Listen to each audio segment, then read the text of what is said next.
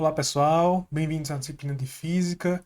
Neste vídeo a gente vai fazer uma breve introdução à física, onde nós vamos começar a falar sobre as medições científicas e a importância delas para a ciência. Bom, então as medições científicas elas vão te dizer o quanto você sabe de determinada coisa.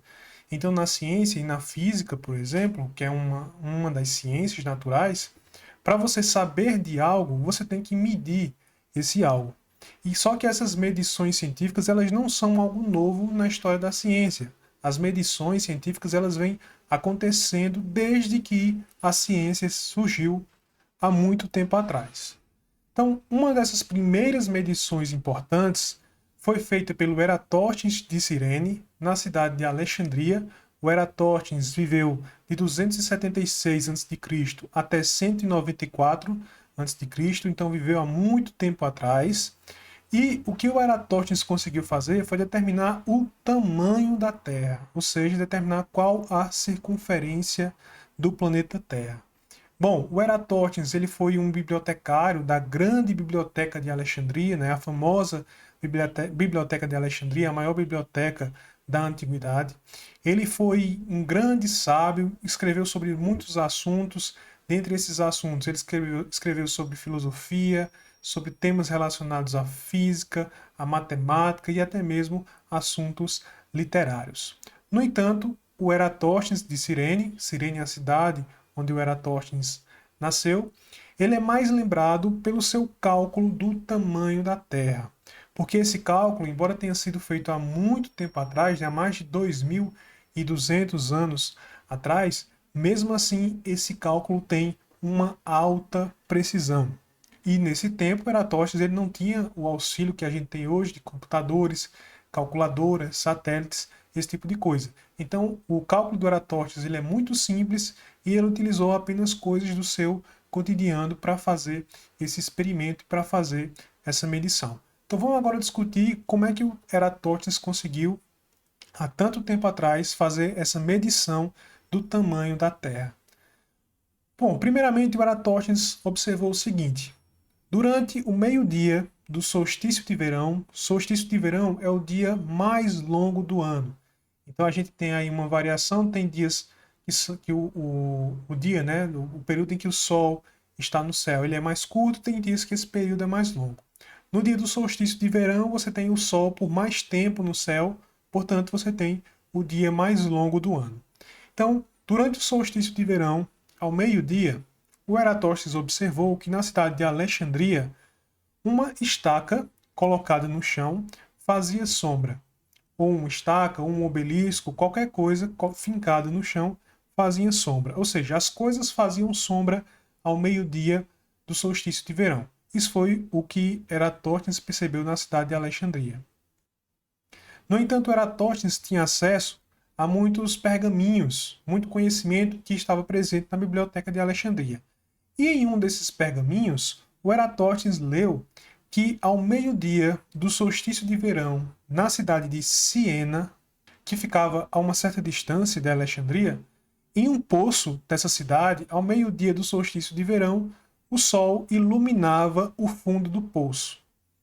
Além disso, outras coisas como obeliscos ou estacas não tinham sombra na cidade de Siena. E aí o Eratóstenes se perguntou, bom, por que isso acontece? Porque no mesmo dia, na mesma hora, em uma cidade você tem sombra, enquanto na outra cidade não existe sombra. Por que na cidade de Alexandria, ao meio-dia do solstício de verão, as coisas faziam sombra, enquanto no mesmo dia, na mesma hora, mas em lugar diferente, na cidade de Siena, você não tinha sombras? Bom, com esses dados que o Eratóstenes tinha, ele concluiu que a Terra não poderia ser plana. Por quê? Porque se a Terra fosse plana, como o Sol está muito mais distante da Terra, né, está muito longe da Terra, e o Eratóstenes já sabia disso, porque os gregos antigos já sabiam que a distância entre o Sol e a Terra era tão grande que os raios de Sol chegavam paralelos na superfície do planeta Terra. Então Eratóstenes percebeu que se a Terra fosse realmente plana, enquanto você tivesse sombra na cidade de Alexandria, você teria que também ter, na mesma hora e no mesmo dia, sombra em Siena. Só que não era isso que estava acontecendo. Em Siena, o Sol incidia perpendicularmente à superfície, ou seja, diretamente no fundo do poço, enquanto em Alexandria você tinha sombra. Bom, a explicação que o Eratóstenes deu para isso é que, na verdade, a Terra não era plana, e sim uma circunferência, porque a única forma de explicar isso era uma circunferência, como a gente já vai ver daqui a pouco. Bom, e aí restava ao Eratóstenes tentar calcular o tamanho dessa circunferência, que foi o que ele se propôs a fazer. Para isso, ele precisava primeiro determinar que ângulo era esse aqui. Qual o tamanho desse ângulo θ que a gente está vendo aqui. Para determinar esse ângulo, ele precisava saber a altura da estaca e o tamanho da sombra que essa estaca estava fazendo. Então vamos chamar aqui de H a altura da estaca e D o tamanho da sombra que ela faz aqui no chão. Se a gente escrever aqui uma relação trigonométrica, veja que aqui a gente tem nada mais nada menos do que um triângulo retângulo. Então aqui é um ângulo de 90 graus, né? Isso aqui é o ângulo que a gente quer descobrir. E a tangente desse ângulo θ é igual ao seu cateto oposto dividido pelo cateto adjacente. Lembre-se que o cateto oposto é esse lado, o cateto oposto é esse ângulo, né? É esse lado aqui do triângulo e o cateto adjacente é esse lado aqui. Portanto, cateto oposto é D, que é o tamanho da sombra, cateto adjacente é H, que é a altura da estaca. Se a gente divide D por H, o Eratóstenes percebeu que isso dava um valor igual a 0,126. E o ângulo cuja tangente é 0,126 é o ângulo igual a 7,2 graus. Então o Eratóstenes sabia que esse ângulo aqui era igual a 7,2 graus. E por que o Eratóstenes precisava desse ângulo para calcular o tamanho da Terra? Bom, como eu falei para vocês, o Eratóstenes percebeu que a única explicação para o fato de ter sombra em um lugar e não ter sombra em outro lugar era que a Terra era uma circunferência. Veja aqui, ó, os raios solares em Siena eles conseguem atingir o poço, mas em Alexandria você tem sombra. E o Eratóstenes calculou que esse ângulo era de 7,2 graus. Se esse ângulo é 7,2 graus, esse outro ângulo aqui, formado a partir da projeção da estaca até o centro da Terra e da projeção do fundo do poço até o centro da Terra, esse ângulo também é 7,2 graus. Isso significa o seguinte, que se a gente tem 7,2 graus e o Eratóstenes sabia qual era a distância entre Alexandria e Siena, que era aproximadamente 800 quilômetros, portanto, 7,2 graus está para 800 quilômetros, assim como a circunferência total da Terra, 360 graus, está para x. Então aqui a gente pode fazer uma regrinha de 3, simples, e a gente vai obter que x é igual a 360 graus vezes 800 dividido por 7,2 graus, o que nos dá um resultado de 40.000 quilômetros, ou seja, a circunferência, o tamanho da circunferência total da Terra, calculado pelo Eratóstenes, foi de aproximadamente 40.000 quilômetros. Um resultado que é muito próximo do valor que a gente utiliza atualmente. Esse resultado aqui tem apenas uma diferença de 2% para aquele que a gente mediu depois de outras formas. Então, para a época do Eratóstenes, utilizando os aparelhos que ele tinha, isso aqui foi um resultado bastante significativo, né? Um resultado muito bom. Outro astrônomo importante que também realizou grandes feitos, inclusive antes do Eratóstenes, foi um astrônomo chamado Aristarco de Samos, que viveu entre 310 a.C. e 230 a.C. também na Grécia Antiga. E o Aristarco escreveu um trabalho onde ele falava sobre o tamanho e as distâncias do Sol e da Lua. E nesse trabalho ele se propôs a calcular o tamanho do Sol, o tamanho da Lua e as distâncias do Sol e da Lua para a Terra.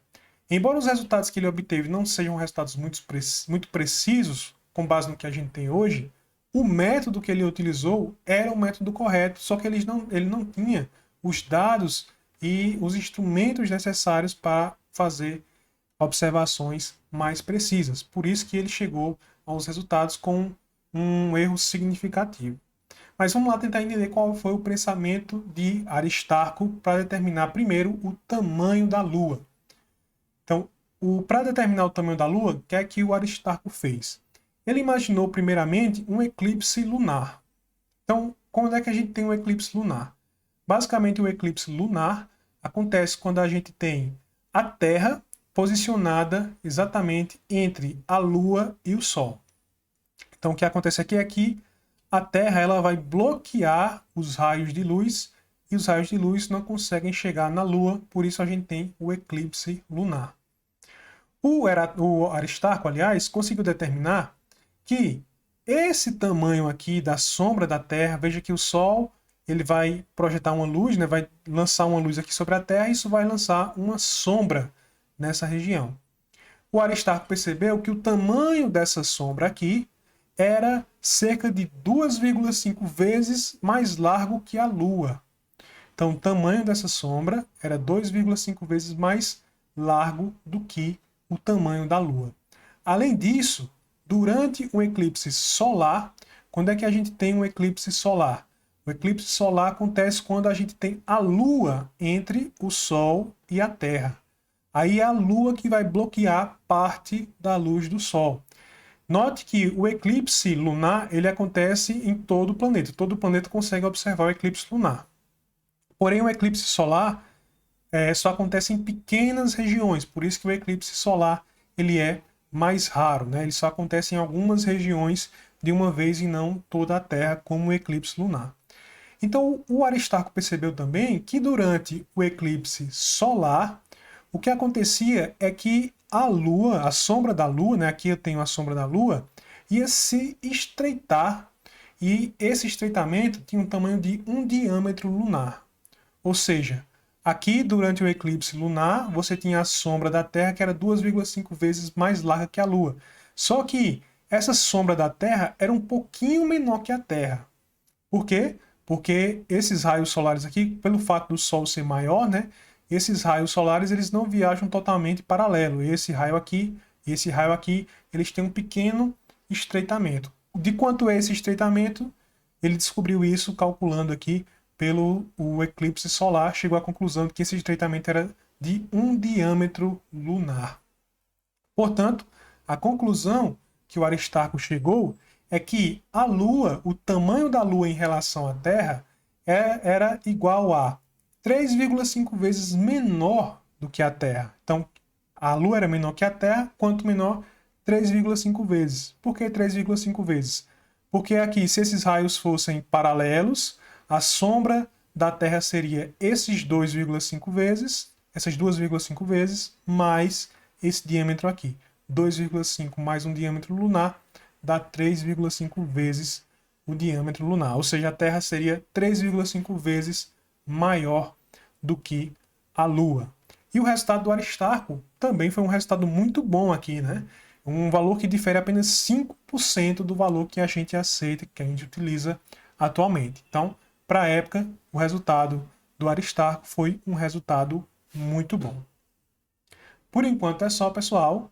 Até a próxima.